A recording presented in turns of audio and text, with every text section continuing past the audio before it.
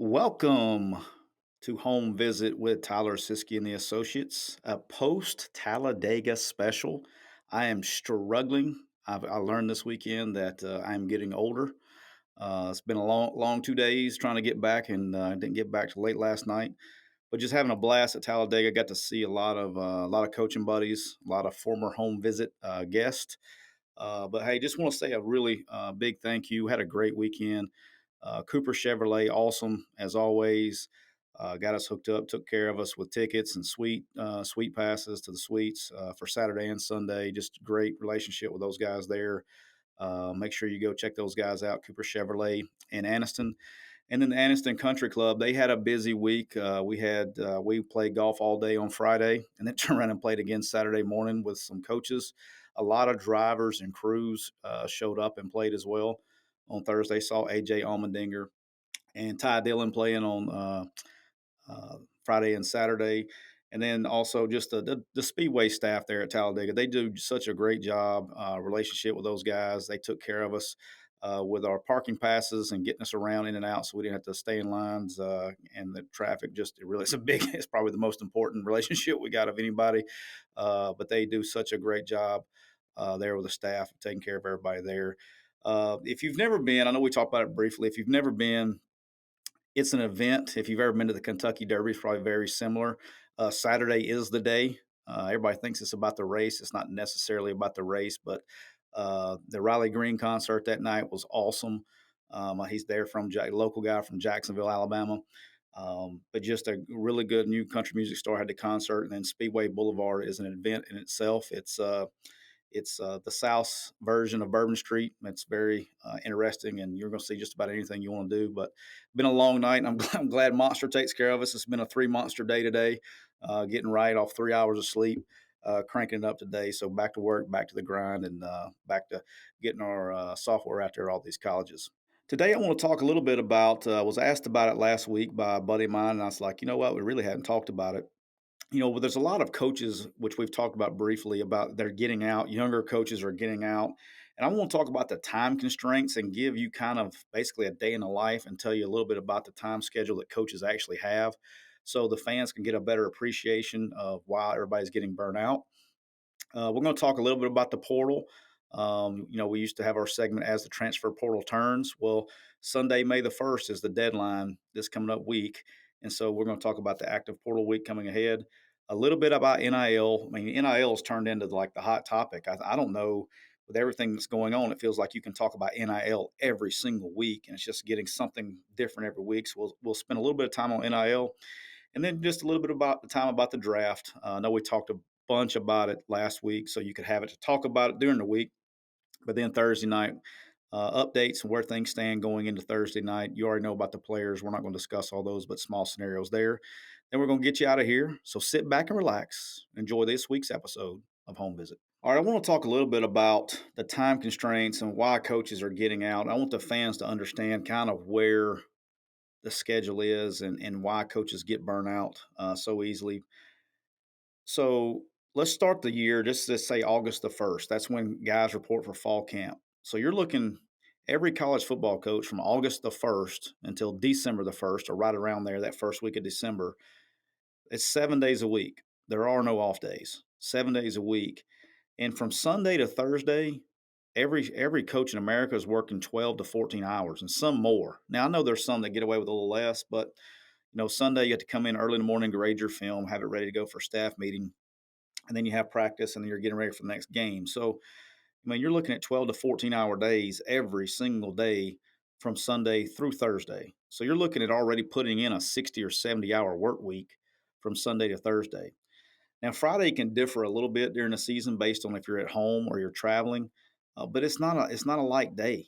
If there are a lot of times the home games are worse because you're in the office at 7:38 at some places. Now, I've been with staffs where you didn't have to come in until noon on Friday, but I've also been on staffs that we had to be there at 7:30. So it varies on staff to staff. But I've been at one place where Friday was the longest day of the week. Well, we'd get in there at 7:30, wouldn't get out till 10:30, 11. So even though it was the day before the game. And so you're putting in another I would say 8 to 12, even up to 14-hour day, probably 8 at the minimum on Friday, depending on travel. And then Saturday, depending on what time kickoff is, can be a really long day. If you're playing a late game, it's really long, but you're looking at a 9 or 10 hour day on Saturday too on game day. So, and you just restart it. So every day you're looking at these, 100-hour work weeks or even longer. And there's only 144 hours during the course of a week. And so that's a ton. Now, once the season's over with, we have 2 weeks of recruiting. And so you're tired, you've been on this grind. Now you're going out of town for 5 days, going to recruit kids and on the roads, staying in hotels. And that's something you want to do on the front end, being fresh, not on the back end, being tired. But that is what it is. If you're fortunate enough to be in a bowl game, once you get back, now you're back into the game routine, getting ready for the bowl game. I guess in extreme cases, when I was at Alabama, we were in the college football playoff. We practiced all the way up until noon. We got off at noon on the 23rd, had off Christmas Eve, and Christmas Day night. I guess you're back at work again. So you get about a day and a half off right there for Christmas to spend with your family, and then you're back at it again going. Once that's over with, you get back and you start January recruiting. So it never stops. And so you go all the way, bowl season leads all the way up until signing day in February, and then you get just a little bit of break. And what I mean by break is you get to have normal hours in February to where you go to work a normal time and you come home a normal time. But you're getting ready at work, you're preparing for spring practice. And so there's a lot of times, and if you're on a new staff, you got a lot of other things you got to do. So you may actually spend, I did not visit. Got to see Rich Rod this weekend and visit with him, play golf with him on Friday. Didn't talk to him about this, but, new staffs will spend, a little bit more time than normal in February, getting used to things and talking schematics and things that you're going to be doing with each other in February. So you can have a little bit more time there as well. But then March starts and it's not dead period anymore. And here come all the recruits. And so your junior days and all your events and spring practice. And so March is now a grind. April is a grind. And then April 15th, spring recruiting starts. So you get 168 days. So it's not unusual to be gone for 4 weeks during the spring, like away from your family, going and recruiting kids for 4 weeks. Most staffs, which we'll talk about here in a second, are starting this week, going through the end of May. And then June is the camp season. You got camps every day and visits every day. June is such a grind now because if you don't have a camp, you have visits and you have more visits and the portal visits and all this stuff. And it just gets insane to where you have no time off in June either. And so the best thing that they ever did was make a July dead period. And that's probably the deadest of dead during the time for the coaches. They get the last week of June up through basically the third week of July that it's dead. That's when all your vacations are going to take place, and the good coaches will kick you out and not let you back in. So you get a little time there to recharge your batteries, but you start all over. And I think that I tell you all that to tell you this is now you're adding the transfer portal, you're adding NIL into all that. And so the intensity of the time that you're working, it's insane. So you're working 100-hour work weeks all the way around the clock. And I think where people get burnt out is if you count the July dead period when you got, significant off time, you end up looking in the normal college football coach probably works 340 days like at work, 340 days of 365 a year, if not more. And the normal worker is getting those Saturdays and Sundays off. And you never have time to recharge your batteries, and it just beats you down over a long period of time. And I think with adding the more time that's needed for these coaches with the portal and with NIL and things, I think that's really hindering. It's just beating people down to the point to where I think we finally found a breaking point with college coaches. So hopefully they do more with dead periods and time frames with a portal to kind of keep recruiting where it was. Recruiting is something that, from a coach's perspective, was already tiring, but it was kind of limited in that December, December, January period, and then the spring period. But now it's going around the clock. So hopefully we'll get that taken care of and keep some good coaches in the game, because right now we got a lot of really quality people, a lot of really quality coaches that are getting out of the game because it's not worth it. You don't have time to spend with your family, and it's taking tolls on personal lives outside of football. All right, so this next Sunday, May the 1st, is the deadline for all players to be entered into the portal, so they will be immediately eligible for next year. So they kind of use this May 1st as like the deadline for this academic year of becoming immediately eligible. Now, you can still go in the portal okay, later, but it will affect your immediate eligibility. All right. Now, if you're already in the portal, you can be signed anywhere, but you just have to be in the portal by this Sunday. And so this week, okay, is going to be the craziest week of the spring for the portal because a lot of teams were ending their spring games either this past week or the week before that. And there's been meetings with head coaches, and guys are moving on, getting processed, whatever you want to call it. And they're looking for different schools. You got players that have realized they've gone through the spring and they're not going to be the starter or whatever it is, and they come in and see the head coach and they're going in the portal. And so, at least from a college roster standpoint, you're going to kind of know by this week who's decided to stay and who's decided to go. Because if they're going to go now so they can be eligible. So it kind of gives you kind of a clear understanding of where your roster stands before you start adding on later on in this month, getting ready for summer workouts, and then the fall coaches will be constantly adding, which makes May crazy. And I bring that into spring recruiting. First time ever, I know this is going on because I've talked to some guys. Uh, you're going to have guys go in the portal, and now these coaches are going to have to go and see the high school coaches during spring recruiting. So it's considered an evaluation period. They can go do that, but they can't see the kids right now, but they can go to the high school and talk to the high school coach and do that due diligence. And so there's a lot of programs that are going to be going to these high schools that they don't have a high school player that they want to see. They want to talk to the coach about the guy that's in the portal. So it's a whole new dynamic to spring recruiting, which most schools are out this week. If you're not out this week, they'll definitely be out next week because May the 1st is also coincidentally when most states start spring practice. And so really for the next 3 to 4 weeks, leading up into June, it's going to be, nuts with coaches on the road. First time, like I said, in 3 years, and that's going on, and the tampering is added to it. So it's going to be very interesting to see how the portal affects spring recruiting and your strategy on where you go logistically and where you spend your time. So I know that's going on. So that'll be a fun time and a fun period for all high school coaches. They're going to be wore out by the end of this deal because not only do they have to deal with their own kids, they got to now deal with the kids that are in the past. What is a home visit episode without talking about NIL? It's like something every week. One, because it's new and it's different. Two, because of everything that's going on in NIL with money. The big thing this week is John Ruiz, who is the CEO of Life Wallet, which is basically a digital insurance company, is a massive, not insurance company, it's like a digital medical records, probably the best way to put it, company, um, has basically taken on it by himself, the NIL efforts of the University of Miami. He's helping with the collective, obviously, but he is full tilt. And there was a lot of, let's call them sour grapes on Twitter about, he made an announcement about some big time basketball transfer that's coming in. And it made some people mad and they go after him. But what are we mad for? I mean, I tip my hat to this guy. I mean, he's putting his money where his mouth is, and he wants them to be good. He's graduated from Miami, has been a Miami fan the whole time. Has got more money than he can spend, and he wants to spend it on Miami. The resources that they have there, and that they're bringing to Miami now. I mean, this guy's single handedly building a stadium for Miami. So when you can build a stadium and do NIL, you got enough money to go around. I don't know his net worth, but it's definitely worth something. But I'm just going to tell everybody there better be a heads up because Mario can recruit. And we've established that on here. He's one of the best recruiters I've ever been around. And now he's got the money to go get it. He will go get players at the University of Miami. It will not take them long. And he's getting them at a high rate.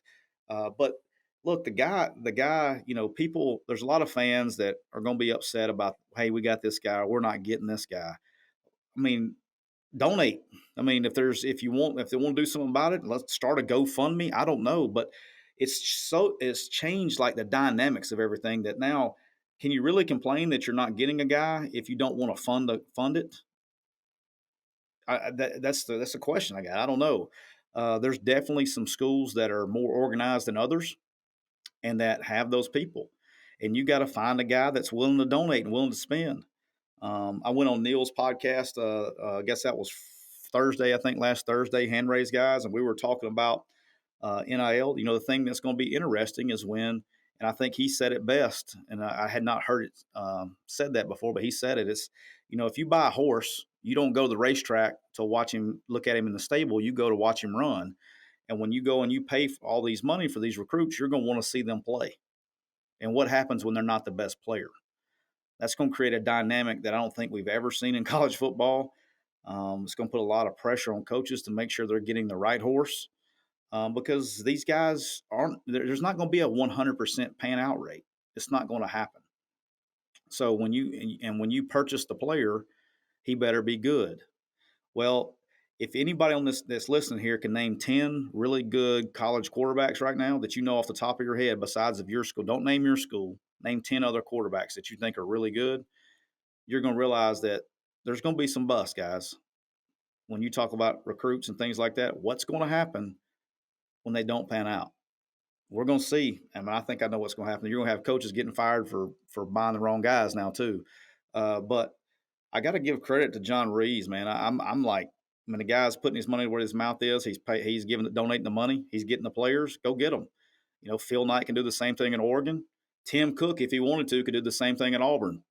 He could if he wanted to. He got a $750 million bonus last year. Guarantee you he could. That's the CEO of Apple, for those that don't know.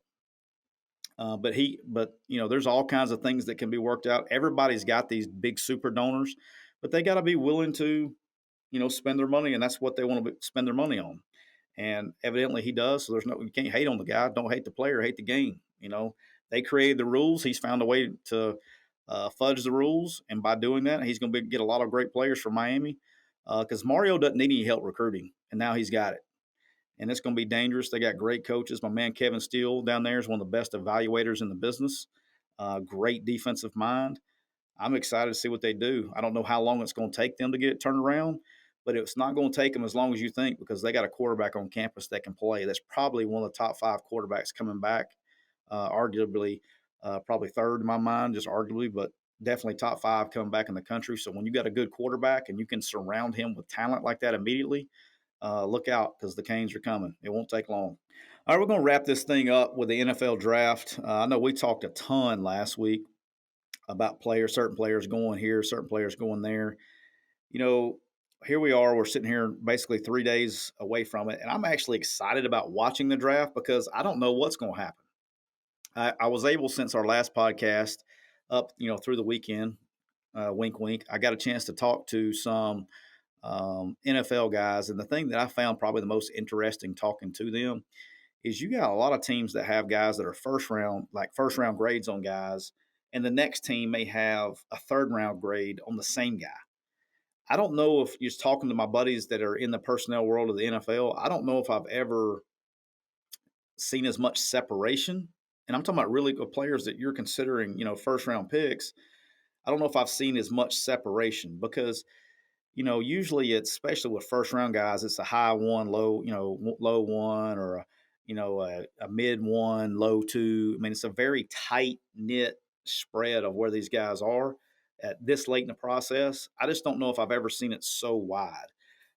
There's nobody that's really got a consensus number one. Everybody I talk to in the business agrees that Jacksonville probably needs to go offensive line with number one, but that's not a guarantee. There's a lot of talk, obviously, about Aiden Hutchinson. There's a lot of talk about the kid from Georgia. There's players everywhere. But the first, there's really just not a consensus one, and really not a top 10. It's going to be all over the place. So I'm probably more interested to see what happens, and where it starts is going to kind of tell you where it's going to go. And then my next interesting thing is with the Jets and the Giants having so many picks up front, especially with the Jets with Zach Wilson. Do they go O-line heavy and try to protect him? Do they get him weapons, or do they go on the other side of the ball with a defensive-minded head coach? The Jets will be interesting to me. But when you got that many draft picks up close, I think you can do some things and really change your team going forward. Quarterback will be interesting to me, just like everybody else. Who gets to pick first? I think, with all the talking again, I'm not going to sit here and tell you my opinion. I've told you for about 10 weeks in a row. But probably Malik Willis I imagine, would be the first one off the board with all the talk. But where does that happen? like where does the quarterback run start? That's going to be interesting to me because I think if you get somebody jumps up and takes a quarterback early, that's going to cause teams that need quarterbacks and they're sitting back there 10, 11 picks back. They're going to try to start trading draft picks early, try to move up in the middle of a round. So that whole thing is a big interest to me, and I think it's going to be spurred on when the first quarterback is taken. So watch out for that. And then we're sitting here, and that's Monday afternoon when we're taping. I actually checked Twitter just in case before we started taping. But Baker Mayfield is going to be a wild card where he gets taken and where he goes. I mean, where he where he gets where does he go? There was a lot of talk about the Panthers going ahead and trading for him. They haven't yet, so they're going to wait to the draft day. So I don't know what's going to happen. But Baker Mayfield is this wild card out there that one of the teams, if they don't, instead of trading up, can go ahead and trade for Baker Mayfield to prevent from having to do things like that because you could probably trade for Baker cheaper than you could move draft picks, as crazy as that sounds. So that's going to be he's kind of sitting out there. And then you got Jimmy G and this Debo Samuel drama out in San Francisco if he stays or if he goes. So we'll check on that.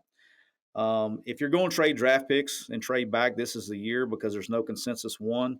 If you don't like where you're at or you got very few guys and they get taken, I think it's the year to trade out because I think there's just not a lot of separation. Especially if you're wanting to get a wide receiver, if that's your need and you're early, there's plenty of them. Offensive line wise, I mean, there's a lot of first round guys. So that run can make things interesting too. But I think it's going to be exciting. I can't wait to watch. I'm actually interested in it. Usually I watch the first 5 or 6 picks and turn it off, but I'm kind of curious to see what happens. I'll probably watch the whole thing, I imagine, on Thursday. Then Friday, the second round, I watch a little bit until a couple of my guys that I know probably get picked, and then I'll turn it off and go. But make sure you enjoy that. Make sure you subscribe to Home Visit Siskey on Twitter.